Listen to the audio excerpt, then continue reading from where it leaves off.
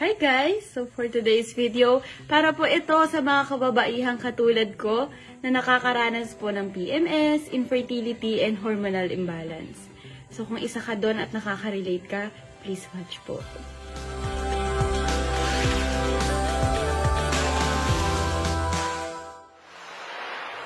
Okay, so now po, isa-share ko po sa inyo is yung sarili ko po talagang testimony. So, kung ano po yung nakatulong sa akin, ang dahilan po kung paano po ako naka-recover.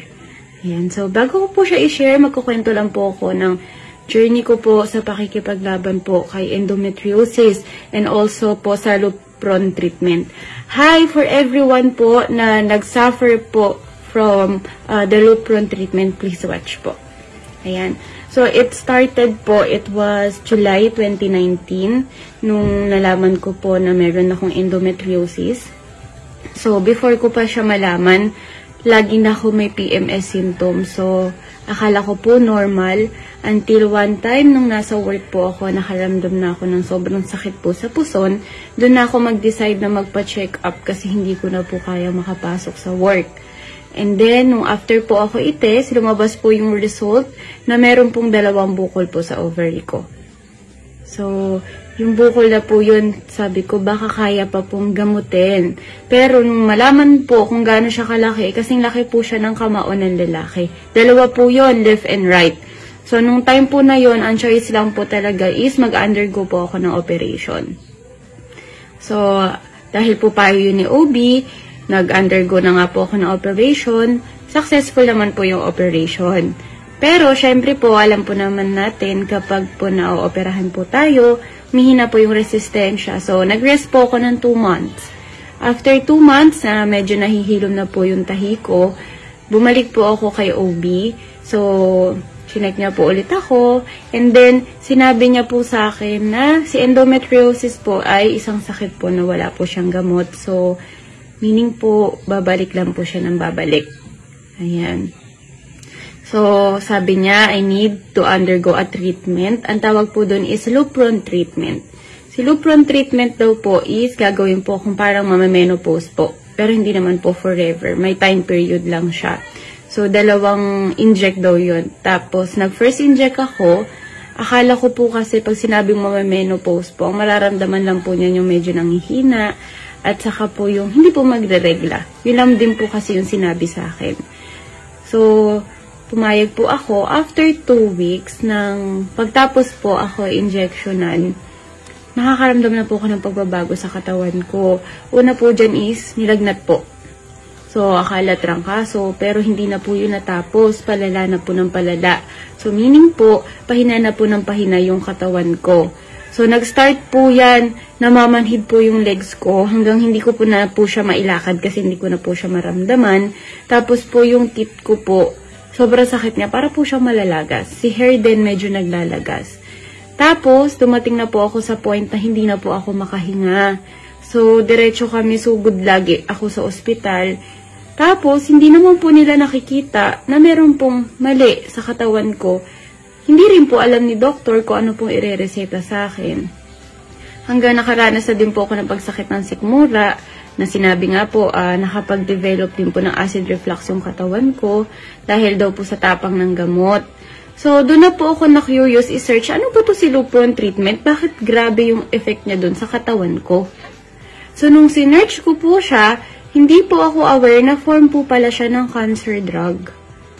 Yun po pala yung reason bakit hindi po siya kinaya ng katawan ko. Kaya again po, sa mga katulad ko po na sinasabihan po kayo mag-undergo po ng treatment, well, iba-iba po tayong katawan, pero kung kaya naman po, na wag na lang. Yan, bukod sa masyado po siyang pricey, grabe din po yung effect niya sa katawan po natin. Yan. So, patagal po ng patagal, pahina ako ng pahina, hanggang na bedridden na po ako. So, sobrang payat ko po kasi ultimong 2 piraso po ng broccoli, sinusuka ko na siya. So, that time medyo pray na lang po talaga yung sandigan kasi wala na po parang wala naman po may epekto sa katawan ko kasi tinatry ko na po lahat. Nung makikita ko po sa internet, yan, order ako ng order, sabi ko baka totoo to, baka mapapagaling talaga ako nito, why not try, 'di ba? Until one day, ito talaga, yung blessing na dumating sa akin one day, may isang taong nag-chat sa akin, sabi niya, kumusta daw ako?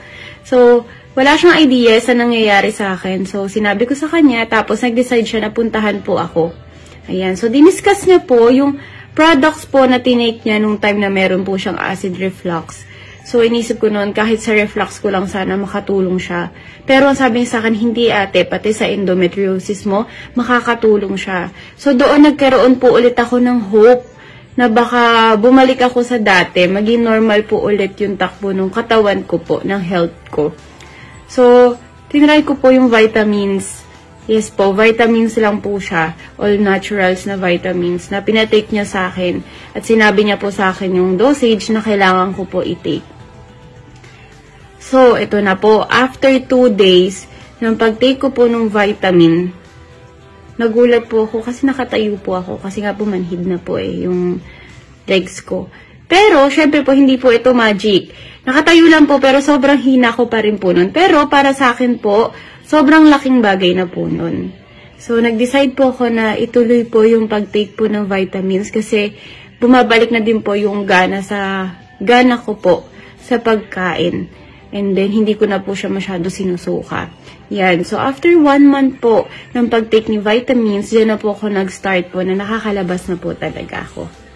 Ayan. So, medyo may konting effect pa rin si gamot. Yung mga side effects niya na bigla po magpapawis, yung hot flash po na tinatawag, biglang mahihilo.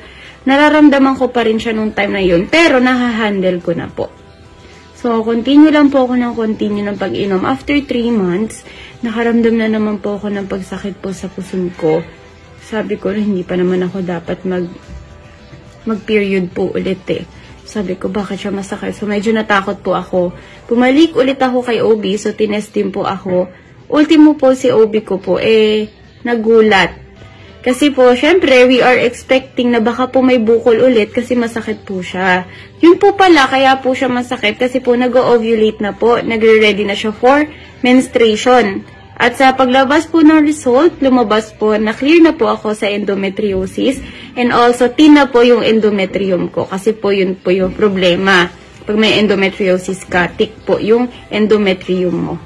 Yan, so hindi na rin po ako nagpa-inject ng second batch nun. At hindi na din naman po niya ni-recommend yung nalaman niya po, yung naging effect po sa akin nung gamot. Ayan. So, sabi ko nun, akala ko po nung una, nahiyang ko lang po siya. Kasi po, iba-iba naman po tayo ng katawan, tama. Pero, ayan na, normal na po ulit. So, hindi ko lang po pala siya nahiyang. Kasi po, yung mga sakit din po na nararamdaman meron sa family ko, na iba naman pong sakit, napagaling din po. Ultimo po, una-una ko pong naging testimony is yung friend po ni mami ko na meron pong stroke. And then, magkaroon na rin po ako ng mga katulad ko po na merong problema po sa hormones. Yan, yung may mga PCOS, yan, endometriosis din po. Na nagtitake na po sila ngayon ng vitamins at talaga naman pong positive po lahat ng feedback. So, kung tinatanong nyo po kung ano po yung nagamit ko, ito po sila. Ayan, ito po si Friend D. Yan. Yan. Si Friend D po, this is a vitamin D.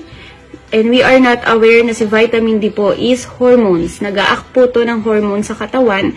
Kaya po katulad po sa atin, sa babae po, ang problema na po natin is hormones. Inaayos niya po yung hormones po natin. Ayan. Si Friend D po, it can prevent and treat po any diseases up to cancer. Kung nanonood ka po ngayon na hindi naman po katulad ko yung nararamdaman mo at meron kang ibang nararamdaman, ito po, pwede nyo din po siya i-take. Ayan. So, ito, 3 po yung ininom ko. Combination po yan. Ayan. Kasi sobrang importante po talaga pala ng vitamin sa katawan. Kasi po ako, hindi po ako pala inom ng vitamin. So, ito, tinake ko po si Fern Active. B-complex to. Isa din po ito sa nagpalakas ng katawan ko dahil kulang po ang mga vitamin levels ko. Plus, ito po si calcium. Sobrang baba po ng calcium ko. Lalo na po bata ako. Kasi po meron po akong lactose intolerance. So, meaning po, pag iinom ako ng gatas or any dairy products po, sumasakit po yung sikmura ko. So, ito, pwede po siya sa mga may lactose intolerance. So, pag tinik nyo po siya, hindi po magre-react yung tiyan nyo. At ngayon po, kahit po umiinom na po ulit ako ng kape, hindi na po nagre-react yung sikmura ko. Nagmi-milk na po ako, hindi na po siya nagre-react. So, yun po yung ganda ng effect po ng vitamin sa katawan ko. At sobra ko siya nire-recommend kasi po, talagang napakarami ko pong nasaksihang testimony po na talaga umokay sa products. Plus, all naturals po siya. So, we need to be careful po sa mga tinitake natin. Baka po may long-term effect po siya sa kidney natin. So, ito, dahil all naturals po siya, very safe po sa inyo. Good for the heart pa po ito. And ito po, si Ferndy, inawardan po itong brand of the year po sa London. At kung mapapansin nyo po, wala po itong nakalagay na no approved therapeutic claim. Ayan. Bakit po? Kasi po, pinatanggal na po siya ni DOH. Yung vitamin po na to, niline na po siya as drugs. At napatunayan po na 90% po ng gumagamit ay gumagaling po talaga. Ayan. So, I make this video po to share with you po. Kasi alam ko po, sobrang gastos po ng mga ospital. Sobrang gastos po ng mga operahan. So, di ba po, sabi nga po nila, prevention is better than cure. Kung wala ka pang sakit, take vitamins para hindi ka na magkasakit. At kung may nararamdaman ka na, isave mo yung sarili mo out of operation. So, ayun lang po. I am Clarissa Maymyon po pala. So, ito po yung testimony ko at ang journey ko po sa paglaban po kay endometriosis and kay Lupron treatment po. Thank you for watching po. Have a good day and keep safe.